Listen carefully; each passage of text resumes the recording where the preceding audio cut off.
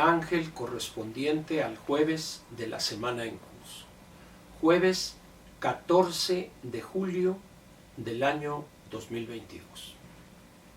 Pues todavía voy a hacer algunos comentarios sobre esta visita de trabajo, por llamarla de alguna manera, que realizó el presidente de la República, Andrés Manuel López Obrador, el bulto, en compañía de algunos coleros ahí sedicentes empresarios, su señora esposa, Lord Cacahuates y la sedicente secretaria de Economía, donde aparece en una foto donde los dos le están pegando ahí al lunch, pero que es una delicia.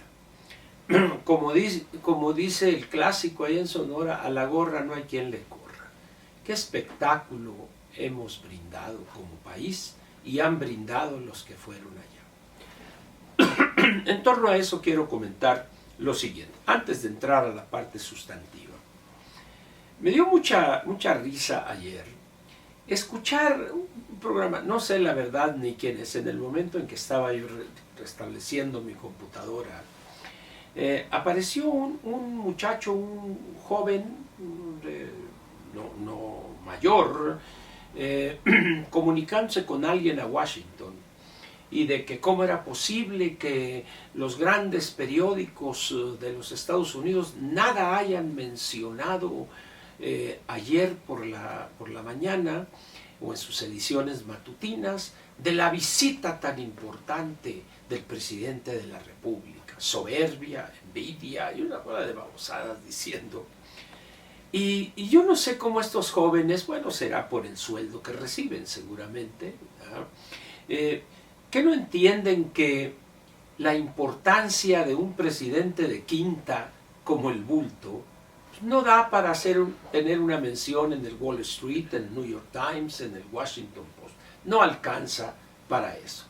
Y además las tonterías que fue a decir, pues dice uno, señores, por favor, ¿no? Pero lo curioso es cuando uno de los jóvenes, el que estaba, no sé si en la Ciudad de México, haciéndola de anfitrión, porque el otro estaba ahí en Washington, y no obstante, dice, cuando estaba diciendo de una inflación menor con nosotros y que se anunciaba en Estados Unidos el 9.1 y teniendo nosotros una inflación menor que Estados Unidos, nada mencionaron, en el mismo momento en que el presidente se reunía con el presidente Biden y empresarios. No mientan, jóvenes. El presidente Biden nomás platicó ahí 50-55 minutos y vámonos, y se dedicó a preparar su gira en el Medio Oriente. Él abandonó Washington a las 6 de la tarde y se peló y ahí dejó el gallo muerto para que lo acabaran de pelar. El señor presidente de los Estados Unidos no estuvo ayer en el desayuno o reunión de trabajo con empresarios, no estuvo solo el presidente y tenía una cara de aburrido ahí, con una cara así como diciendo, ¿qué chingada estoy haciendo yo aquí? Ese es el talante, y ese querían que saliera en los grandes periódicos. No mientan, hombre, no mientan.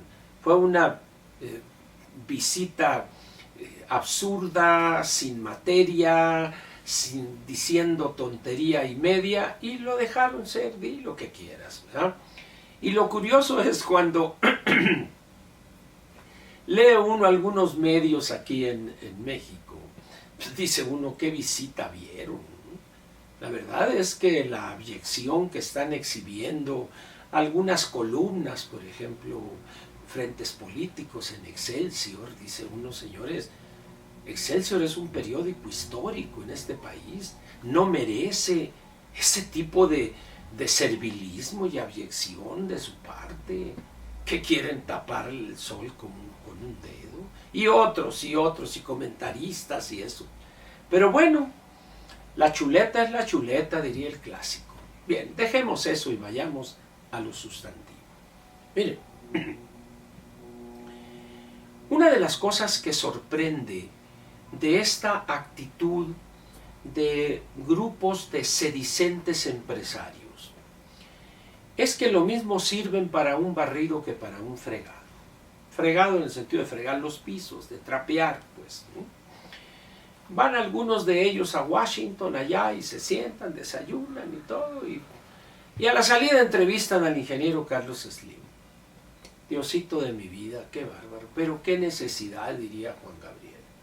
No voy a repetir lo que dije ayer en Platica con Ángel, en la parte editorial, pero si a usted le interesa, le pediría sinceramente que hoy a las 6 de la tarde, que es cuando suben el editorial de Platica con Ángel, ahí lo puede ver, son 30 minutos, donde hago un desglose completo de las declaraciones del ingeniero Slim al periódico Reforma ayer.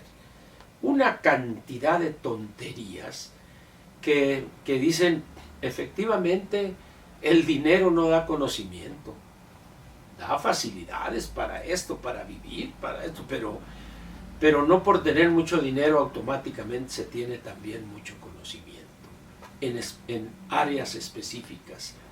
Es el caso del ingeniero Slim. Vea ese editorial hoy a las 6 de la tarde. Pero vayamos a la parte sustantiva de este comentario y de la visita. Lo que evidenciamos ayer como país, nosotros, representados por el jefe de Estado, es que nos hemos convertido en un país de cuarta o de quinta categoría en el concierto internacional. No significa esto que yo sea de la idea que los gobiernos anteriores eran de primera, no. Sin embargo, al menos guardaban cierta formalidad y con un elemento muy importante que voy a señalar a continuación. A partir de la llegada del presidente Miguel de la Madrid y después de los 12 años trágicos que fue la docena trágica de Echeverría y López Portillo, estos dos presidentes, que duraron de 1970 a 1982, eran de una gran ignorancia en materia económica. No voy a poner en duda que hubiesen sido bien intencionados. Sin embargo, dicen que el camino al infierno está empedrado de buenas intenciones. O hay otro refrán muy popular que dice que hechos son amores, no las buenas intenciones. Entonces, dejan el país postrado, llega Miguel de la Madrid con un equipo de economistas preparados en el exterior, con una claridad respecto a los problemas estructurales de nuestro país. Fue tan grave la situación que recibió el presidente Miguel de la Madrid, que durante todo su sexenio, México no pudo tener acceso a lo que se llama mercados voluntarios de capital, es decir, esos mercados a donde yo acudo de manera voluntaria a solicitar un crédito.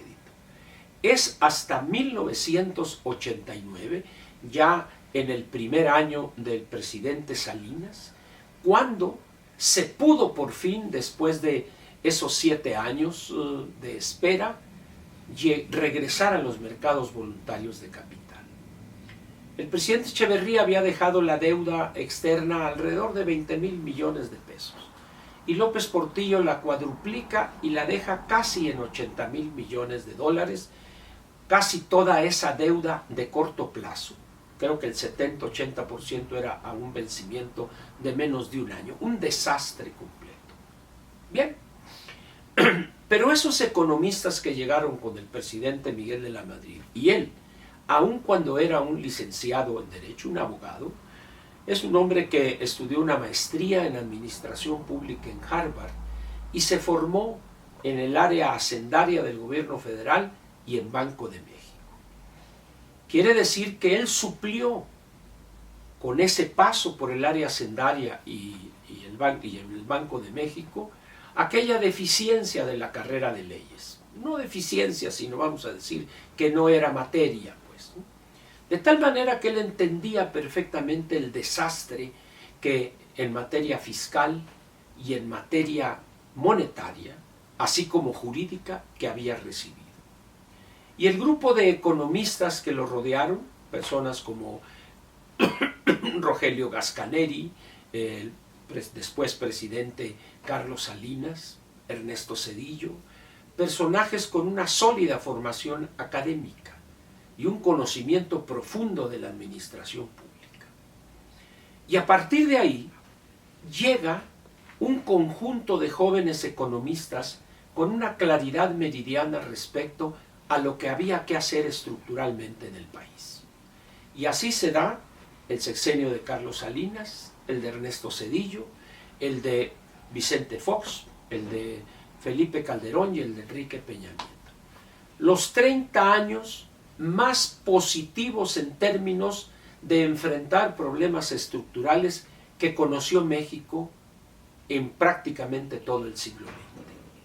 Se redujeron los niveles de marginación y pobreza, se modernizó la estructura económica, participamos en la globalidad de una manera dinámica, voluntaria además, dejó el petróleo de ser el elemento fundamental en nuestras exportaciones y México se consolida como una potencia intermedia, vamos a decir, o como un país que iba para ser una potencia intermedia en esos 30 años.